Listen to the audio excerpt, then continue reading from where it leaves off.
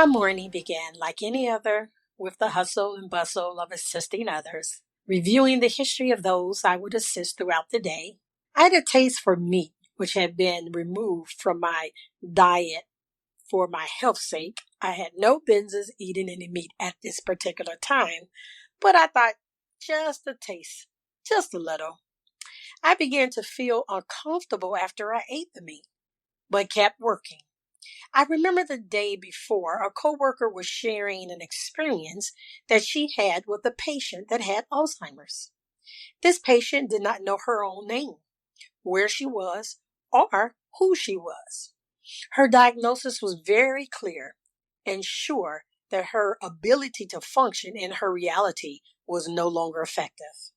Even with my pain becoming more evident, I began assisting this same patient. I started sweating and my face was flushed, but I continued working. The nurse walked in the room and started her evaluation with the patient. The patient, who was not aware of herself, looked at the nurse and said, "You need to take care of her." And she pointed at me. The patient, who is 80, looks at me and says, "You are very sick, and I care about you because you are important." The nurse and I were very astounded. We were just shocked at our patient's clarity about her concern for me. Because according to her history, her bearings on life was non-existent. I began to tell her that I was okay. She said, "You are sick and you may need an operation." I immediately declined the operation. I said, "No, we're not doing that." But as I walked towards the door, I almost fainted. I held on to the walls because I was very nauseous. I went to my supervisor and asked if I could go to the emergency room and get checked out because I was not sure what was going on. As I lie in the emergency room bed, after many tests, the doctor walked in and stated I must have passed a gallstone because the test shows evidence of one being there, but no stone was present.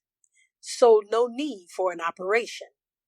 I lay there in awe because God held back sickness and spoke through an 80-year-old woman with Alzheimer's who had been diagnosed with being out of touch with reality. He cared enough about me to get my attention and healed me, but left evidence for a witness. The next day, I entered the patient's room not to assist, but to see if she remembered me.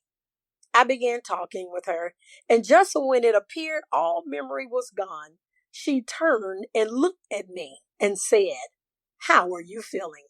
I was worried. "You are important, and I care about you." At that moment, I was totally convinced. The voice of the Lord is powerful. He speaks from the mercy seat, and his voice in the midst of darkness can speak through any diagnosis and any medication that appears to numb the senses and or reality. It's this experience I will never forget because not only was I allowed to care for her, but she was allowed to care for me. And then just one more awesome thing about this. My God reached and gave care through someone that wasn't even aware of their own reality. He took time to care for me. You're listening to another episode of Whispers of Care. We'll be right back after a quick word from our sponsors. Take charge of your financial future with Bartell's Financial Coaching, led by Teresa Bartell. We offer personalized guidance to overcome debt and achieve financial peace. Our results-oriented approach provides actionable strategies for lasting change, no matter your background.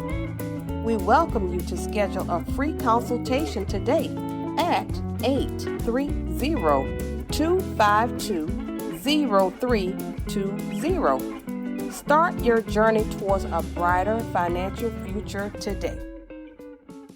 I love the fact that no matter what's going on, no matter what the diagnosis is, no matter what the medication is doing, the voice of God can speak through that circumstance and that situation. This was a little different than any experience I ever had in serving in the medical field, because the dynamics of being cared for, and then being healed on top of everything else. Your situations, and you are giving and receiving in your life. But don't forget, if you've said yes to God, He's saying yes to you. And no matter what that circumstance is in that situation, He'll use anyone or someone or anyone that will say yes, or anyone that's willing to hear and speak. He'll use them to care for you. Let's go into our adoration prayer. Lord, I praise you for new mercies every morning. Your ways are perfect, and I am grateful for your love. In the midst of darkness, you created light and said it was good. You are a strong tower, and because of you, I am safe. In the light of your presence, I receive peace.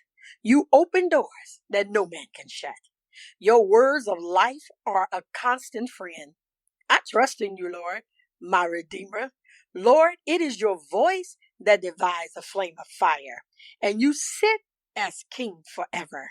You swallowed up death in victory. It is you that ordain peace and give strength to the weary.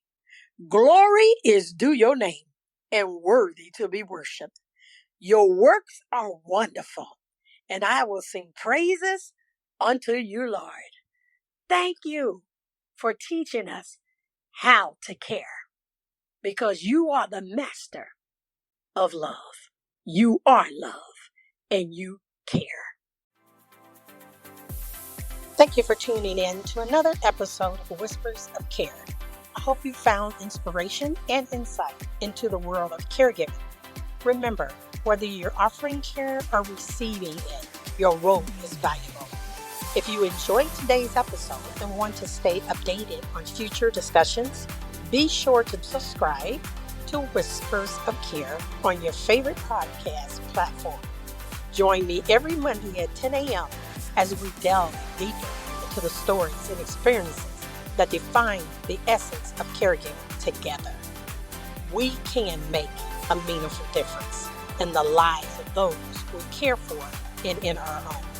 Until next time, take care and keep spreading kindness. Subscribe now and be part of our caregiving community.